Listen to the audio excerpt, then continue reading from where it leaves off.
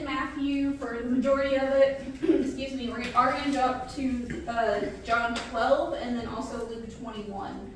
So if you want to mark those places, we're going to be there. All right, so last week we saw Jesus teaching in the temple, and his main focus during that time was towards the religious leaders. Remember, this was kind of the last effort to kind of get them to understand who he was, why he was here, to get them to turn from their religious ways and turn to a relationship with him, okay? And then we saw the sacrifice of the widow, right? So it's still Tuesday, and Jesus is on his way out of the temple. So remember, during this week, he would go kind of back and forth between Jerusalem and Bethany. So his friends are in Bethany. He spends the night in Bethany. He goes to Jerusalem during the day, which was actually pretty common during that time because Jerusalem would be so packed, you would usually have to find lodging somewhere outside the city. Okay, so Jesus is doing what normal people would do during this time. But as he's on his way back to Bethany with his disciples, he has all 12 of his disciples still with him, he decides to take another opportunity to teach. Okay, and I love the heart of our Savior. He has such a teacher's heart. He's not going to miss any opportunity here. Okay, so during this week, remember, he has dined with friends. He's accepted Mary's offering of worship. He has healed people. He has dealt with the religious leaders. Who are the only people left? He's got his disciples. So he's going to take opportunity to now focus in on his disciples. Okay, so we're moving away from the public eye, and it's just him and his 12 guys. Okay, so as they're leaving the temple, Matthew 24 verse 1 says, Jesus left the temple and was going away when his disciples came to point out to him the buildings of the temple. But he answered them, "You see all of these, do you not? Truly I say to you, there will not be left one stone upon another that will not be thrown down." Okay, so they're leaving the temple and they're heading out to Bethany. And the disciples, for whatever reason, start pointing out the architecture of the temple, which is kind of odd, but they do. They go, "Isn't this glorious? It's amazing. Like, the architecture here is just incredible. It was the most incredible temple that has ever been built. Herod did all of these updates to it, so it was more beautiful than even Solomon had built." And they're going, "Jesus, look at this temple. It's so great." And you know what Jesus says? "Yeah, it is great. But do you know what its ending will be? Destruction." Why? Why is he saying that to them? Because he just told the religious leaders what's going to happen to their temple. What's going to happen to their religious system? It's going to crumble because they weren't obedient to the Messiah. Okay? So he reminded the leaders of what's going to happen. And now he's reminding his followers, that temple may be great, but it's just a symbol of the religion that's holding my people back from me. Okay? And he said, the end of it is not one stone is going to be left untouched. Okay, let me tell you, these stones were massive. Think of two humongous guys and put them together, the stones are bigger. These are huge stones, okay? And they're going, "What? Do you understand how long it took us to get our temple? Do you understand what it takes to get this place here?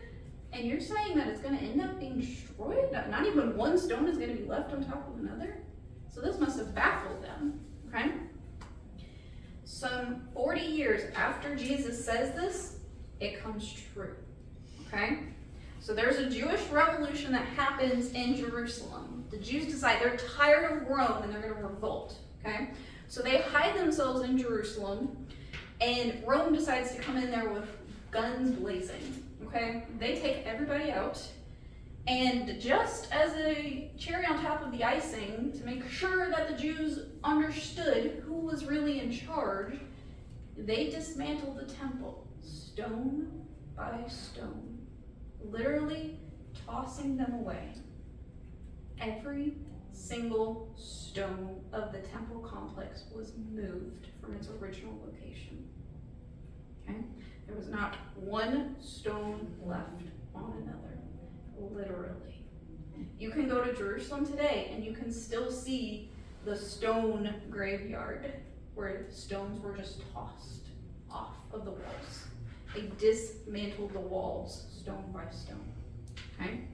Now eventually, when Rome exited and the Jewish people came back in, they moved the stones back and built one wall. The famous wall, the Wailing Wall. That is a reconstruction of pieces of stone that they were able to get and put back together to construct one wall. Okay? So that's their symbol of what happened, and that their faith that there is going to be another time. I always assumed it was what was left. Wow, I didn't realize that They dismantled everything. But it says they're going to take out other stones. Yeah. And then they go back there and they start piecing it back together. If you've ever seen it in person or seen videos of it, the stones don't fit. Yeah, they don't. Yeah, They don't fit. And I never guess I thought about it. I just thought that it was what was left. Yeah. They went in there and started putting them back together. That's how much it mattered to them. That they needed a symbol of hope. That their temple was going to be rebuilt. Okay? So, this is what Jesus tells them. And 40 years later it happens. Okay? So verse 3, and as he sat on the Mount of Olives, so this is a little less than 2-mile hike through the Kidron Valley, so he goes up to the Mount of Olives and he just sits there. The disciples came to him privately saying, tell us, when will these things be, and what will be the sign of your coming and of the end of the age? Okay, so the disciples are starting to get it now. They're starting to get that he's not here for political reasons. So they think, okay, tell us when that's going to happen, because we need to know. We want to be sold out. We want to be involved. Tell us when this is going to happen, okay? So they're removed from the temple, but the Mount of Olives overlooked the temple. So you could sit on the Mount of Olives, not on the top of it, you know, sitting on the hillside, and you could see the temple, just massive. It was white. When the rays of the sun would hit it, it would just shine. It had gold up at the top that looked like a crown. I mean, it was glorious. It was beautiful. And they're looking at this thing. And as the disciples say, when is all of this going to happen? When are you going to come and take our room? Okay? So Jesus warns his disciples, many are going to be deceived in anticipation of my coming. It's going to be a while, fellas. Okay? And many are going to be deceived along the way. There's going to be things like false messiahs, and wars, and famine, and pestilence, and earthquakes. But these things have always happened. These are not new things. Okay? They're still not new. These happen all the time. So these are not specific signs of the end, but in effect he's saying catastrophes are going to happen. Okay?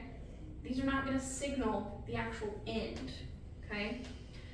So although none of these are specific signs, collectively they are the sign. Okay? So he describes these calamities as birth pains. And if any of you have given birth, you understand this perfectly. Okay? That little first sharp pain doesn't mean the baby's coming. It means the baby's on its way. Right? And then it gets worse and worse and worse. And then you have other signs and symptoms that come along, and they just intensify to the point of birth. So that's what he's saying. All of these are not new things. There's not going to be one sign and then Jesus is going to come. It's going to be the collective intensification of all of these calamities, where the earth is going to cry out. The people are going to cry out for God to intervene. Okay? So they will become more frequent, more intense, but none of them are a specific sign. Now, these guys, 11 of the 12, you gotta remember Judas, okay? But 11 of the 12 of these guys are gonna be persecuted, okay? There's gonna be false prophets. There's gonna be lawlessness. All of this would increase and society would get worse and worse and worse and worse. And if you've been around a long time, you understand that, you see it. We've all experienced that, okay? But again, these are not specific signs, merely are foreshadowing, don't forget, get ready, be prepared, okay? Be prepared. The gospel would be preached around the world, and God's word would prevail, despite its attempts at being stopped. And it has tried to be stopped a lot, and it still prevails after all this time, okay?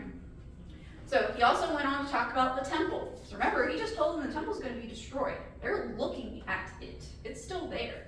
There's only got 40 more years left on the countdown. So he talks about the next temple, the third temple, and its place in all of this, okay? So this temple that they're looking at is going to be destroyed. And what stands there today? A Muslim site. That is owned currently by the Muslim religion. And they put a rock on it. And they put a dome on it. And they have forbidden people from coming to it. Yet millions of Muslims flock to it in an attempt to touch it, to kiss it. Okay? It's worshipped by millions. And yet, its end is also going to be destruction. At some point, it has got to be removed for the third temple to be put in its place and be rebuilt. Yet, that's not where our Messiah is going to sit. A false Messiah will come to sit there in the third temple. And he will desecrate it, this holy place. And that will be the sign for the Jews to go, uh-oh, we made a big mistake. Okay? And these will be the ultimate signs of the return of the true Messiah. Okay?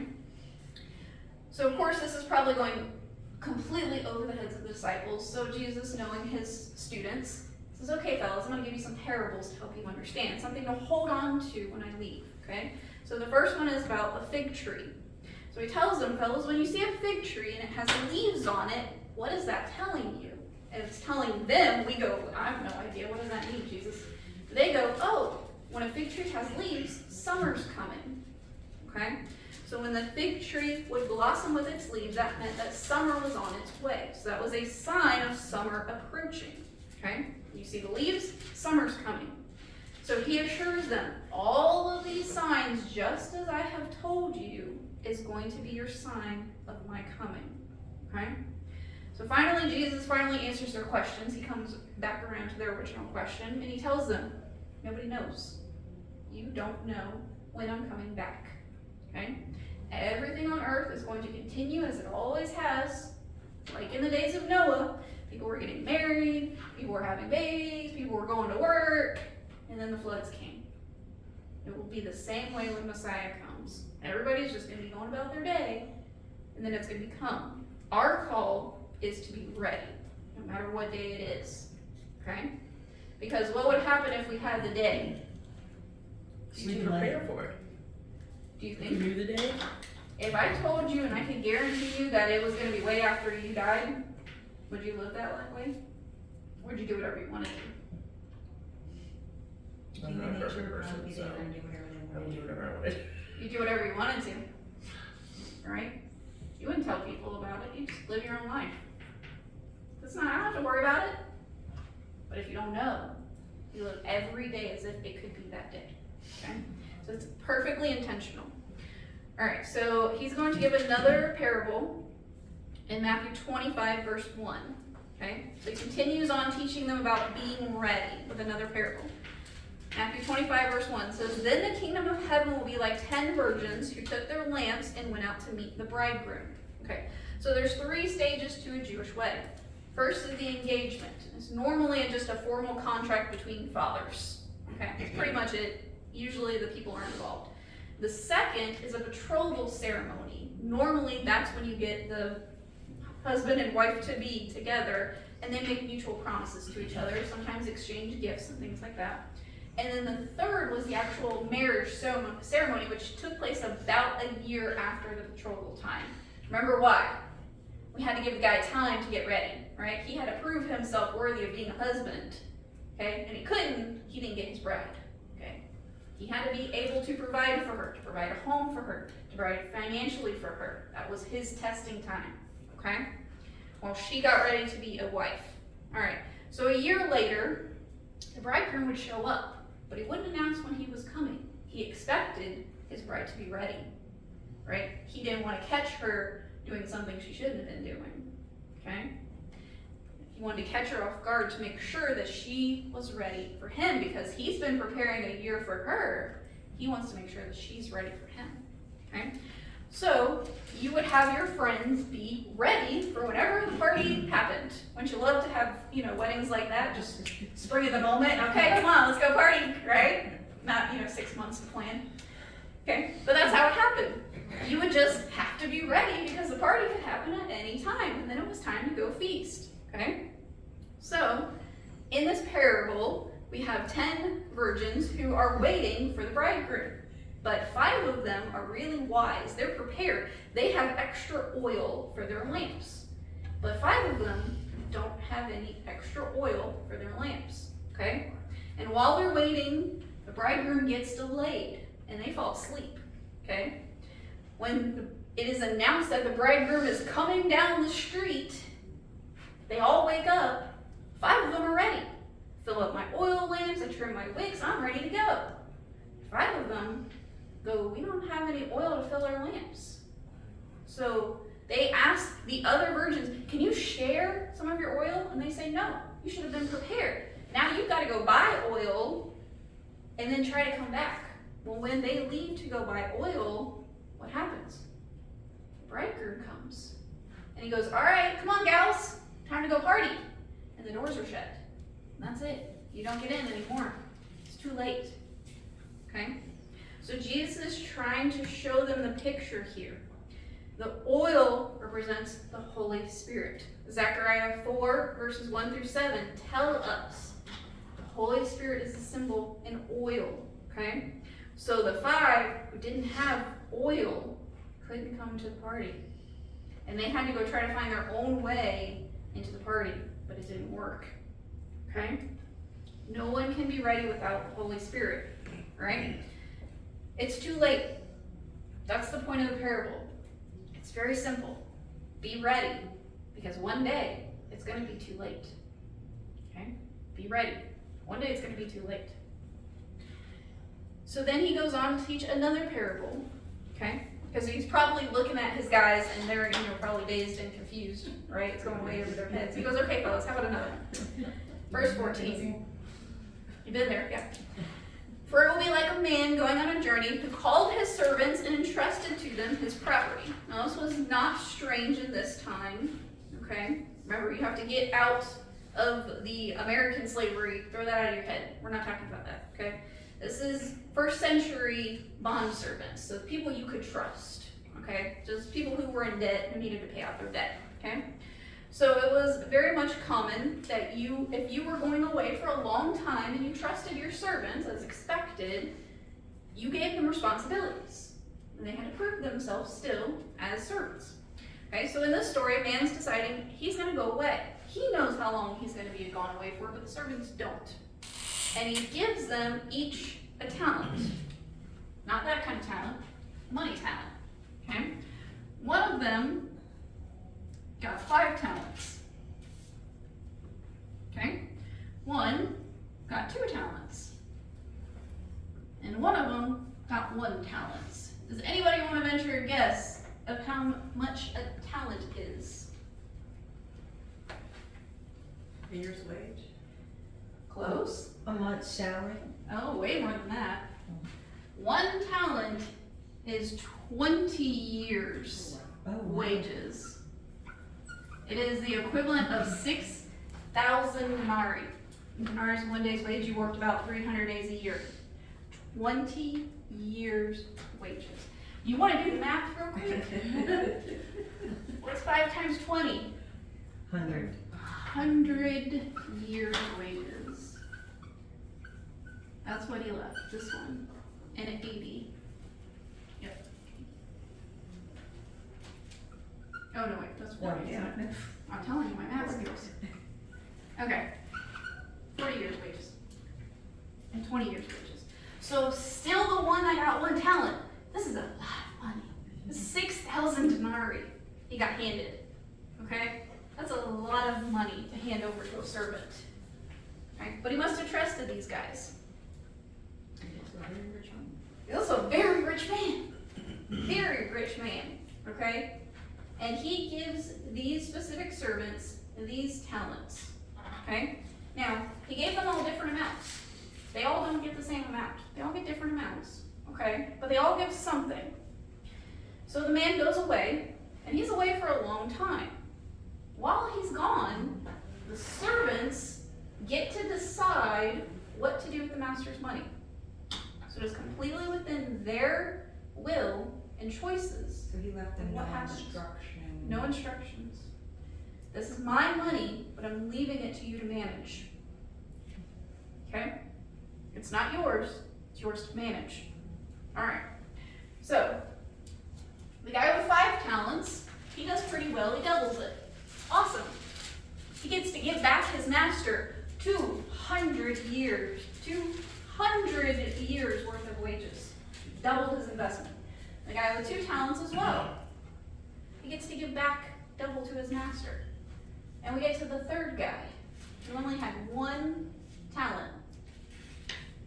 He chose to hide the money. Buried in the ground. Bury 6,000 days worth of money in the ground and hide it. Okay? The master's gone for a long time. They probably started to think they weren't going to be held accountable for their management. Because he's gone a long time. Okay? But eventually he returns to judge them. And he rewards the first 2 for their faithfulness. They did something with the money. He doesn't care about the money. He cares what they did with it. Their faithfulness to him showed that they were faithful and trustworthy servants. The third guy blames the master for his lack of faith. You're such a mean guy. I was afraid of you. I was afraid of you, so I didn't do anything with your money because I'm terrified of your judgment. So I didn't do anything with it. And he makes excuses for his behavior. And his master says, you could have at least put it in the bank. At least earned some interest on it. Why did you hide it in the ground? Right? Doesn't seem like a very smart decision here. So each servant is judged individually, not for what they earned, but for their faithfulness and trustworthiness to do something with it. Okay? So we too will be judged. Because you can put whatever you want in this blank right here. Time, money, actual talent, gifts, mission, assignment, work, job, children, friends. Put whatever you want in the blank. God has given you these things to manage. They're not yours. They're yours to manage. And eventually, you are going to be judged. Individually. You're going to have to stand and give an account for what you did with it. Don't hide it. Put it in the bank, at least. Do something with it. We all have to show effort in some manner. Yes. He already knows we're going to fail, but Absolutely. we have to at least show up. Yes. Yes. They were given time to do something. You could even say that these were years. One guy got 100 years to do something for God. One guy got 40 years to do something for God. One guy got 20 years to do something for God. But he wasn't judging what they did. He was judging their faithfulness, their trustworthiness. This is what a master would do with his servants. He would test them. Are you going to be faithful? Are you going to be trustworthy? Okay? So the first 2 passed. The third guy did not pass the test.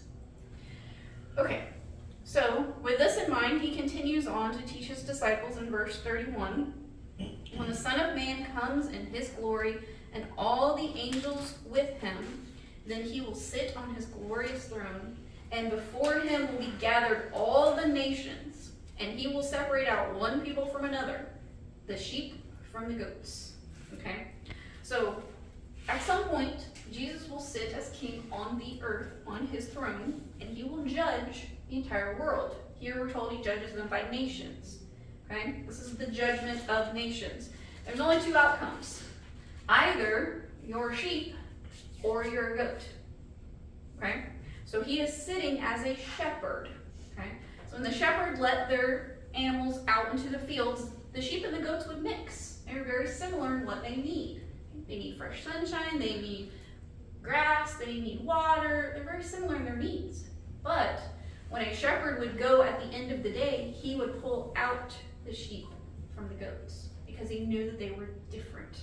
Okay? So he's calling his sheep out from among them. But if you were to go stand and just see a whole group of sheep and goats, they all kind of look really similar. They all kind of blur together. Okay? But the shepherd knows which ones are his. He knows the sheep from the goats. And he is able to determine which is which. Okay? But the sheep knew also, because they knew their master's voice. Exactly. Which is the very next thing. The sheep heard and obeyed the shepherd's voice. And so he would call them and they would come, knowing the shepherd's voice. Okay? So, this is one of two judgments. There's not just one judgment, there's two. This one is to separate out sheep and goats, and then when he has his sheep, they will each be judged according to what they did. Okay? So that is the reward throne. Okay, you'll be rewarded for your faithfulness and trust, just like the servants. Okay? Alright. So, let's go to John 12.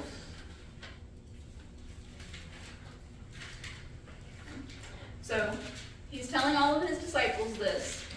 In John 12, we're told that it's still during the Passover. We have some pretty interesting visitors who show up in this Passover. So John 12, verse 21. Now among those who went up to worship at the feast were some Greeks. So these came to Philip, who was from Bethsaida in Galilee, and asked him, Sir, we wish to see Jesus. Well, Philip went and told Andrew, and Andrew and Philip went and told Jesus. Okay? I love this. So we're not exactly sure who these Greeks are. We're told that they're Greeks, and we have some theories. They could possibly, because it's Passover, they're going to the temple to worship. That's what we're told. So they could have been Greeks who had been completely converted to Judaism. So they've done all of the checklists, and they believe in Yahweh, and they have done everything to fulfill, including coming during Passover and giving offerings. Or they could have been this collection that was kind of had one foot in one religion, one foot in the other religion. They were called God-fearers. So they were Greeks who believed Yahweh was the one true God, but they didn't want to convert to Judaism because they had to be circumcised. Okay? So that's kind of where they drew the line. I believe, but not that much. Okay? So they were called God-fearers. They feared Yahweh. They fully believed that he was the one true God, but they weren't quite accepting of all of the Judaism practices. Okay? So they could have been that, or could have been a mix, or, they could have just been Greeks who were kind of seeking and trying to understand what's going on. Okay? So they hear that Jesus is in town, right? We're in Jerusalem, Jesus is in Jerusalem. Great, we can go meet him, right? Maybe get his autograph. He's famous. Okay? We're going to go meet with Jesus. So they find Philip. And they ask Philip, can you take us to see Jesus? Please, sir, I want to see Jesus. Okay? Which is interesting that they chose Philip. Because out of all the 12 disciples, he's the only one with a Greek name. You want to know what his name means? Loves horses. That's Philip. He loves horses. I don't know how he came up with that name, but, how his parents came up with that name, but Philip loves horses. That's what his name means. Or he's going to. No. Or he's going to. Maybe his family loved horses and he was going to love horses. But he goes and gets Andrew. And together, they go get Jesus. Okay? And they tell Jesus, hey, there's some Greeks here who want to see you. Do you want to see them? So previously, Jesus had told them, it's not time yet. But when he sees these Greeks coming to him and seeking him out, it's a big green flag. The Greeks who believe enough to come to Jerusalem to give an offering are seeking the Messiah. And they want to know if he's the Messiah, if he's the real deal. Okay? And so Jesus tells them, this is one of the signs, guys. The Greeks know who I am. The Gentiles, the people who know Yahweh, are coming to see if I'm the real deal. If I'm really the Messiah. Fellas, here's your sign. If you're ever looking for a sign, here's one. Okay? He's near death. This is Tuesday. I only got a couple more days left. Okay? So he starts putting all the pieces together. Okay, Dad, you're really serious about this week. This is it. There's not going to be a pushing off till next year. This is it, Dad. Okay? So he calls his followers to serve and to follow as he's heading towards his death. And he starts agonizing over what's coming. Okay? He understands the plan, and he understands the outcome and the ramifications of that outcome. But it doesn't mean that it's going to be easy. It's going to be the hardest thing that he's ever had to do. Okay? How could he possibly not obey? Okay? He understands what his purpose is, and so he submits. And when he submits and asks for the Father's name to be glorified in what's coming in just a few short days, the Father audibly for the third and final time approves and affirms the plan. Yes, this is it, my son. It's time. Okay? So, in John 12, go down to verse 36. Jesus tells them, while you have the light, believe in the light, that you may become sons of light. And when Jesus had said these things, he departed and he hid himself from them. Though he had done so many signs before them, they still did not believe in him. Okay? So there's two quotations here from Isaiah 53:1 and Isaiah 6, verses 9 and 10. Okay? And John is trying to show us the connection to the Old Testament here.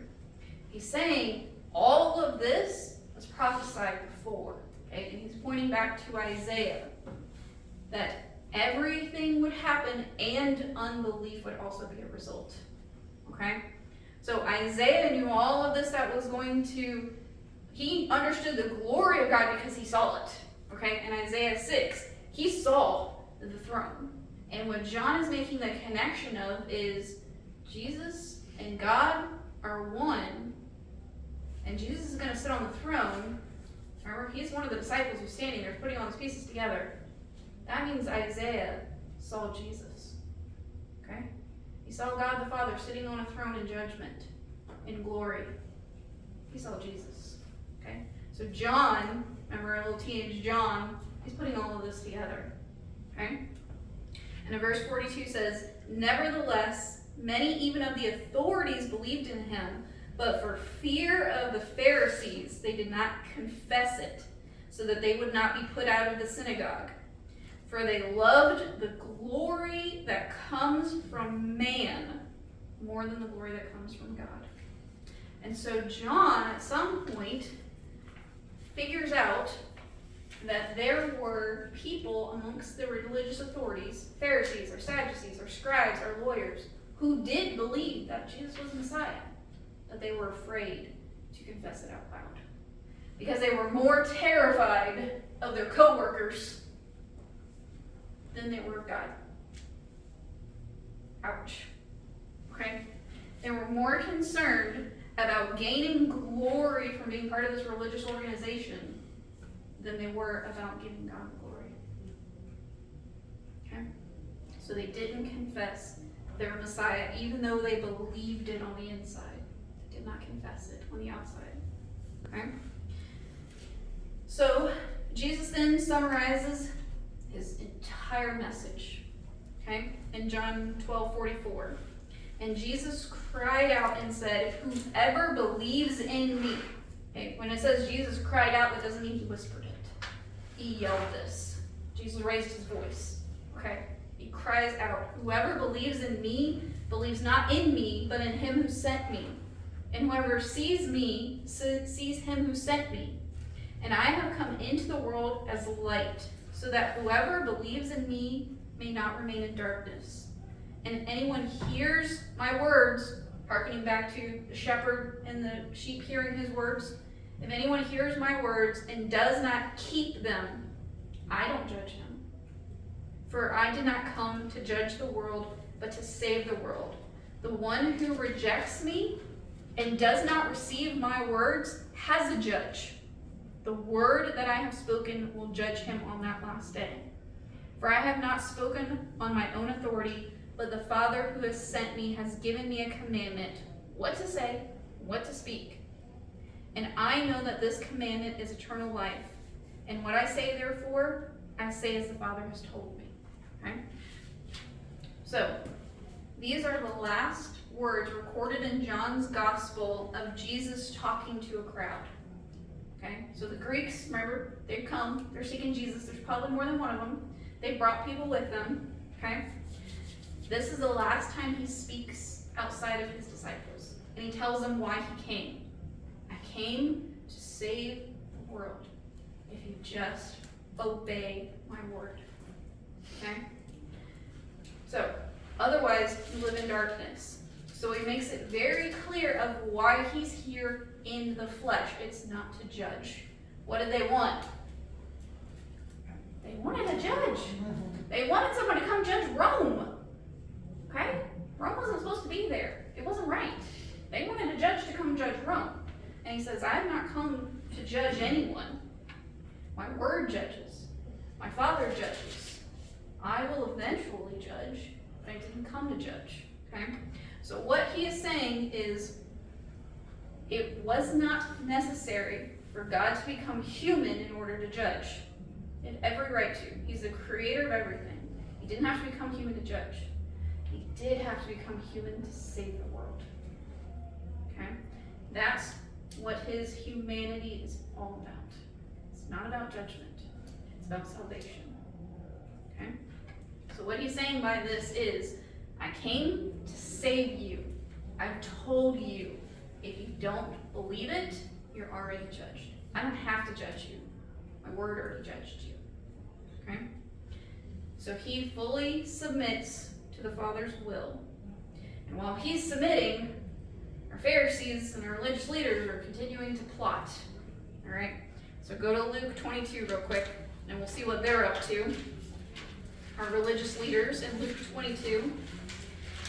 Now the feast of unleavened bread, verse 1. Now the feast of unleavened bread drew near, which is called Passover. And the chief priests and the scribes were seeking how to put him, Jesus, to death, for they feared the people. Okay? So the plot thickens. The chief priests and the scribes and the Sadducees and everybody is getting all together. But they don't fear God. They fear the people. Do you know why they fear the people? Because they knew that if they killed Jesus in the middle of a festival, people were going to revolt.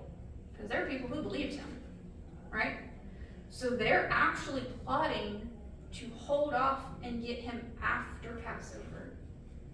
Because it would also defile them. Okay? If they do this during Passover, they're going to be defiled. So they're planning to do this after Passover. When things settle down, when everybody starts to leave Jerusalem, then we'll get them. Okay? This was their plan. But they weren't afraid to kill the Son of God. They just had to find a politically correct way to do it. This is their plot and plan. Alright? But an opportunity arises. So while they're plotting and planning to do this after Passover, or we're going to get through the festival, we're going to get through Passover, and then it's going to happen. In verse 3, then Satan entered into Judas, called Iscariot, who was of the number of the 12. He went away and conferred with the chief priests and officers how he might betray him to them. And they were gathered and agreed to give him money. So he consented and sought an opportunity to betray him to them in the absence of a crowd. So still, they don't want the crowd to know. They said, all right, Judas, you're coming to us. We need a plan, but make sure it's away from a crowd. We don't want to revolt on our hands. We don't want to turn him into a martyr. Okay?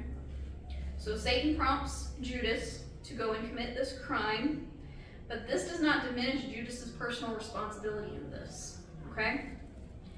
This shows absolutely that we need to deal with our sin and our pride and our greed, because they are open doors to Satan. Okay? And they will be used against us. And in Matthew's gospel, Matthew 26, verses 14 through 16, it's Judas that asks them, what will you give me for this? Okay? I'm willing to turn over Jesus to you. What are you willing to do for me? You can hear the greed and the pride in his voice. Okay? this points to the motivation of greed and money, because this all happens after Mary's sacrifice. Remember, Judas had a problem with it. Why didn't we sell this money so that I could stand on top? I mean, so that we could give it to the poor. We'd already Okay. stole, right? Hadn't you already been dipping into the, He has been doing that for a while. yeah. That's what I mean. Why didn't we sell this money so I could have some? I mean, we could give it to the poor. So, you know, and I know the chosen takes liberties. Mhm. And, do you think that there may have been like some question, like how it showed, they were like, but we had money, like, but where did it go? Cause didn't we just have enough money to do this and this, and now you're saying we don't Yeah. have any? But you put your trust in the person who has the money back. That's what you're supposed to do. You're supposed to trust him. Jesus trusts him, so we have to trust him too. Jesus knew more than they did. So this is probably, you know, stirring some financial insecurities in Mr. Judas here. You know, he's seeing his future dissipate. This guy doesn't come to take over Rome. I'm not going to be rich and famous. I was gonna say, Jesus wasn't, following the plan that Judas had in Yeah. mind, so. And he sees his future drifting away. My financial future is going away. And I'm not gonna be, after you take control, I'm not gonna be one of the other guys that has control. I'm not going to be a friend of the king. Yeah. I'm not going to be taken care of. Okay. Well, the religious leaders were all too happy for this opportunity. Great, we've got somebody on the inside. We've got a mole. Okay, we've got We somebody on didn't the have to inside. work as hard as we thought we were going to. Right. Yes, this opportunity just dropped into our lap. We've been looking for a way. We've been looking for a way. We've been praying for this opportunity. Yeah. God has answered our prayers. He sent us Judas. Ooh, okay, be careful with your prayers. Be careful what you pray for. Plays into the, you need to thank God for the unanswered prayer. Yes. So Judas comes to them and he goes, what are you going to give me, fellas? I'm giving you him. What are you going to give me? They offer him 30 pieces of silver, which sounds like a lot to us, right? If I had 30 pieces of silver, that would be a lot of money, right? It's really not. It's actually the price for the lowest slave. So if you went to the slave market to buy a slave, that was the base price that you could pay for a slave. 30 pieces of silver. It was a minuscule amount to hand over the Messiah. And that's what he did it for. He didn't even barter for more. 30 pieces was enough for him. Okay? A very small sum handed over for our Savior.